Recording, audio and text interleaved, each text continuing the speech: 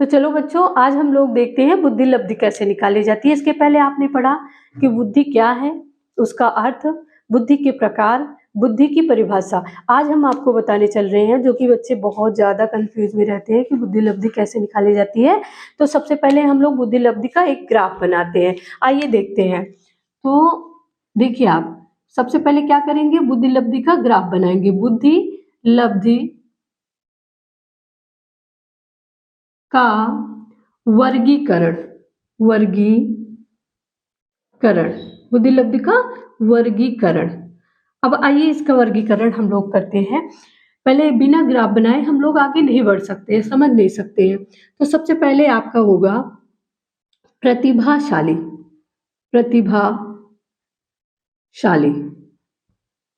प्रतिभाशाली व्यक्ति पहले स्थान पे।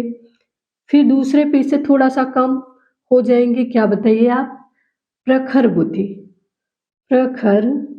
बुद्धि, सुपीरियर। फिर तीसरा हो जाएगा आपका सामान्य से अधिक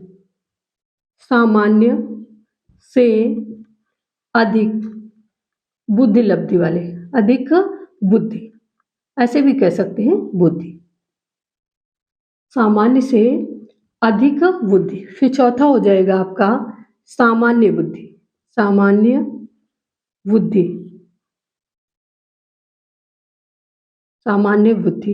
और फिर आपका 5वें स्थान पे आ जाएगा सामान्य से कम, यानी इसको हम लिख सकते हैं अल्प बुद्धि। इसी को मंद बुद्धि भी कह सकते हैं, अल्प बुद्धि। फिर आपका 6ठे स्थान पे हो जाएगा मूर्ख बुद्धि। और इसके बाद 7वें स्थान पे हो जाएगा, मूर्ख के बाद होता है आपका मूढ़ बुद्धि। और फिर लास्ट में आपका 8वां हो जाएगा, क्या बताइए, जड़ बुद्धि। क्या हो जाएगा, जड़ बुद्धि।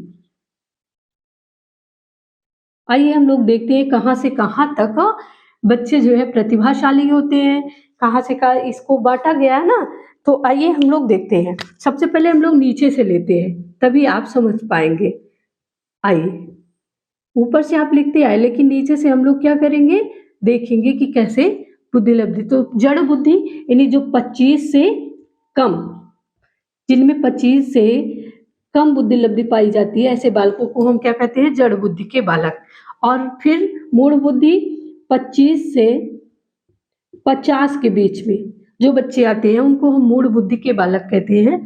और यहाँ पे 50 से 75 75 के बीच में आते हैं। अल्प बुद्धि 75 से कितने हो जाएंगे बताइए आप, 90, 75 से 90।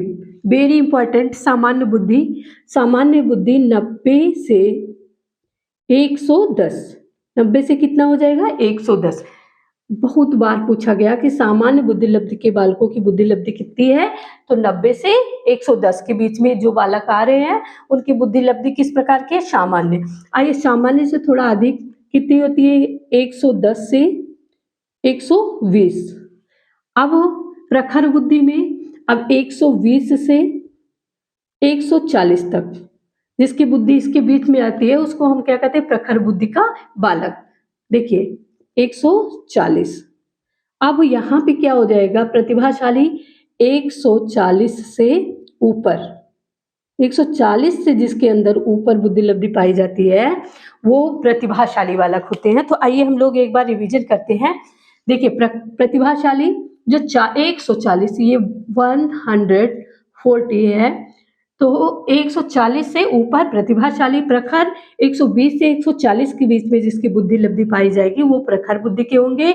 सामान्य से अधिक बुद्धि वालों का 110 से 120 तक, और सामान्य से अधिक, सामान्य बुद्धि के 90 से 110 के बीच में, अल्प बुद्धि 75 से 90 के बीच में, मूर्ख बुद्धि 50 से 75 के बीच में, और जो जड़ बुद्धि होती है वो 25 से 50 के बीच में, और मूढ़ बुद्धि जड़ बुद्धि 25 से कम। आइए हम देखते हैं कि इसे निकालें कैसे। जैसे आपने ये तो ग्राफ बना दिया, लेकिन आप कैसे निकालेंगे इसे आगे, तो चलिए हम लोग आगे देखते हैं। यहीं पे आपको समझाने की कोशिश करती हूँ मैं कि एक सूत्र होता है, क्या, बुद्धिलब्धि का सूत्र। आइए यहाँ साइड में हम समझते हैं कि बुद्धिलब्धि का सूत्र क्या है। बुद्धि लब्धि, बुद्धिलब्धि का सूत्र। तो बुद्धिलब्धि का जो सूत्र है वो है बुद्धिलब्धि बराबर बुद्धि लब्धि, बुद्धिलब्धि बराबर मानसिक आयु, मानसिक आयु बटा वास्तविक आयु। यहाँ पे नहीं आ रहा है, चलिए आप पहले ग्राफ देख लीजिए, फिर मैं आगे आपको समझा रही हूँ। आपने ग्राफ देख लिया होगा, मैं साइड में आ गई हूँ, आप इसको उतार लीजिए, स्क्रीनशॉट ले लीजिए, तो अब हम आगे बढ़ते हैं। तो आपने देखा, वैसे तो समझाने में आसान होता, लेकिन नहीं आ रहा है तो कहाँ आपको कोशिश करते हैं, हम नीचे ही बता देते हैं। चलिए बुद्धिलब्धि, आपने क्या लिखा, बुद्धिलब्धि, बुद्धिलब्धि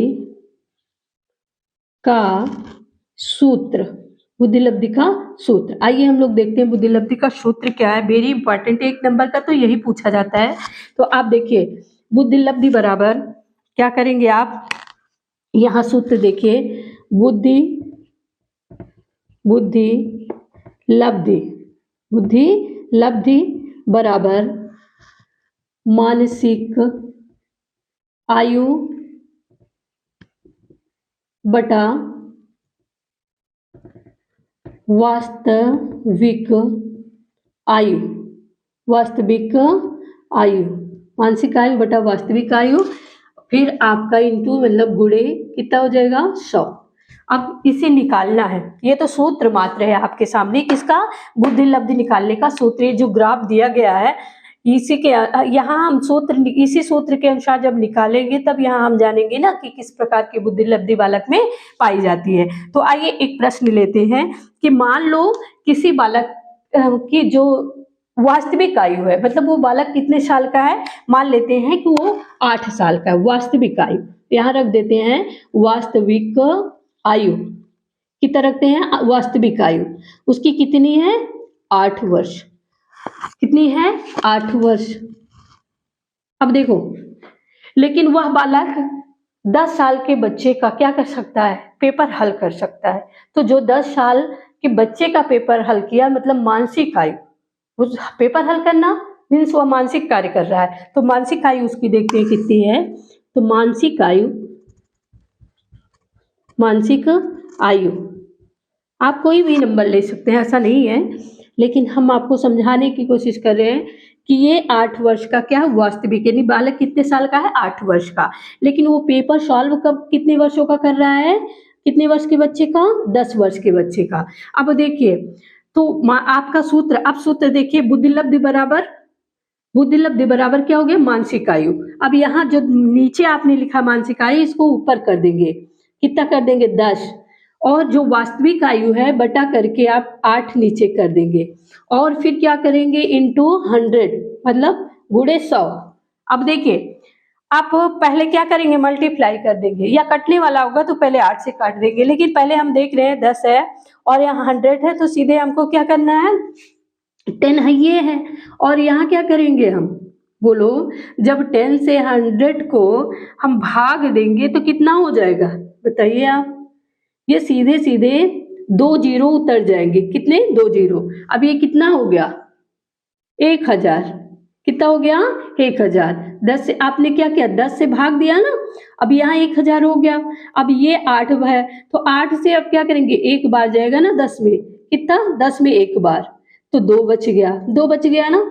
अब यहाँ 20 हो गया, कितना हो गया, 20, 0 1 उतार लीजिए। अब कितनी बार, 8 दूनी 16, अब कितनी बार गया, 8 दूनी, यहाँ आप एक बार, एक लिखिए, एक लिखा आपने, देखिए आप एक बार ले गए ना तो एक बचा, अब यहाँ 2 बार जाएगा, 0 उतार लिया आपने, 20 है, तो 8 दूनी 16, कितना हो गया, 8 दूनी 16, अब 4 बच रहा है।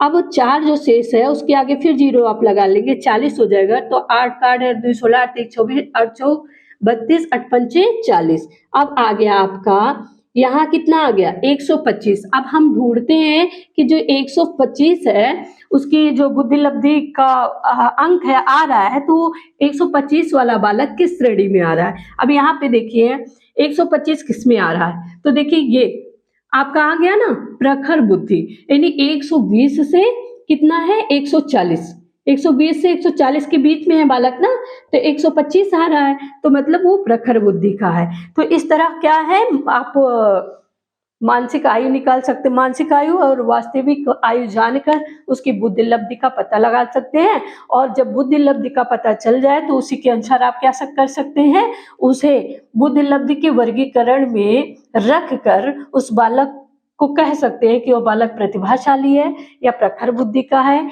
या मंद बुद्धि का है। इस तरह हम समझ सकते हैं। बुद्धि लब्धि का जो सबसे पहले सूत्र है बुद्धि लब्धि परीक्षण, तो सबसे पहले किसने दिया था, विनय ने दिया था। किसने दिया था, विनय महोदय ने। विनय महोदय ने कब दिया था, 1905 में। कब दिया था, 1905 में विनय महोदय ने बुद्धि लब्धि परीक्षण दिया, लेकिन ये सर्वमान्य नहीं हुआ क्योंकि कुछ कमियां रह गई। तो 1916 में, कब, वेरी इंपॉर्टेंट है, पूछा जाता है कब, 1916 में किसने दिया, टर्मन महोदय ने।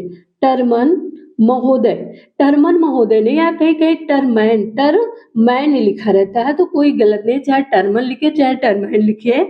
तो आइए आपने विनय कब दिया, 1905 में, तो इनके आगे लग जाएगा सर्वप्रथम किसने दिया, सर्वप्रथम किसने दिया था, विनय महोदय ने दिया। और टर्मन महोदय ने क्या किया था, इनकी बातों का संशोधन किया, संशोधन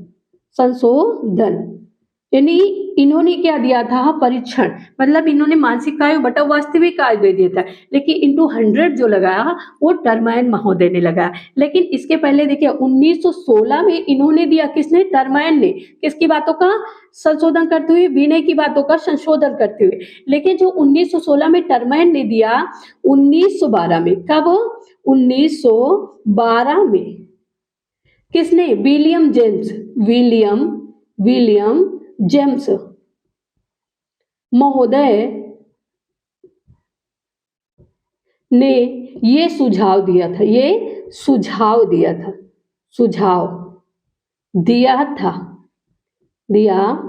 अब देखो 3 बातें आ रही हैं, वेरी इंपॉर्टेंट है तीनों बातें। प्रश्न यदि पूछा जाता है कि सर्वप्रथम किसने दिया बुद्धि परीक्षण, तो विनय महोदय ने दिया। कब दिया, 1905 में दिया। कब दिया, 1905 में। लेकिन फिर सर्वमान्य किसने दिया, 2 बातें, एक सर्वप्रथम किसने दिया, विनय ने दिया। कब दिया, 1905 में। लेकिन सर्वमान्य सूत्र का किसने दिया बुद्धि परीक्षण का, तो वो टर्मन महोदय है। कौन है, टर्मन महोदय या टर्मैन महोदय। कब दिया, 1916 में। लेकिन इनके पहले सुझाव किसने दिया था इसके विषय में, तो सुझाव विलियम जेम्स ने दिया था। कब दिया था, 1912 में। 1916 में तो संशोधन किया, लेकिन इसके पहले जो संशोधन की बात हुई थी वो सबसे पहले विलियम जेम्स ने दिया। तो बच्चों कई चीजें इंपॉर्टेंट है। सबसे पहले आप ग्राफ देखेंगे, ग्राफ बनाने के बाद फिर आप बुद्धि लब्धि सूत्र, पहले तो यही रट लेंगे, बुद्धि लब्धि सूत्र है क्या, सबसे पहले बुद्धि लब्धि बराबर मानसिक आयु बटा वास्तविक आयु गुणे 100। अब क्या करेंगे, पहले वास्तविक मानसिक आयु रखेंगे, फिर वास्तविक आयु, फिर हम क्या करेंगे, देखेंगे किससे कट रहा है, तो कटने के बाद हम क्या करेंगे, मल्टीप्लाई कर देंगे, मतलब गुणा कर देंगे किससे, मानसिक आयु से। और फिर जितना निकल के आएगा, बार आप कहते हैं ना इतनी बार गया, शेषफल हमको नहीं देखना है, बार देखना है। आप यहाँ क्या देखे, बार देखे है ना, आपने इंटू किया, पहले क्या था, पहले तो था 10, हाँ क्या बोलेंगे, 10/8, और फिर क्या किया आपने, 100 से मल्टीप्लाई कर दिया, और ये हो गया 1000, हो गया ना, 1000 हो गया। अब 1000 हो गया, 8 से जब आपने काटा, यहाँ पे काटे ना, तो बार गया है, ये क्या गया है बच्चों, बार गया है। और बार जब यहाँ तो हमने समझाया है कितनी बार ऐसे, तो जब बार गया तो कितनी बार, पहले 1 से कटा, फिर 2 बार गया, फिर 5 बार गया, इस प्रकार 125 आ गया। और 125 जब आया तो हम वहां निकालने के बाद यहाँ देखेंगे कि बच्चा किस श्रेणी में आ रहा है। तो आपको बताया ना कि प्रखर बुद्धि, यानी कोई भी एग्जाम्पल ले सकते हैं, ज्यादा भी आ सकता है। इसको जब हम क्या करेंगे, 8 ऊपर कर देंगे, देखो 8 ऊपर कर देंगे, 10 नीचे कर देंगे, यानी मानसिक आयु 8 साल भी हो सकती है ना।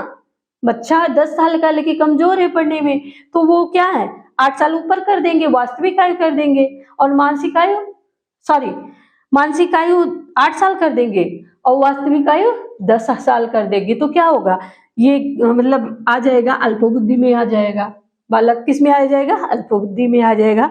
तो बच्चों ये रहा आपका मानसिक आयु बटा वास्तविक आयु गुणे 100, ये रहा आपका बुद्धि लब्धि का मापन सूत्र। Thank you.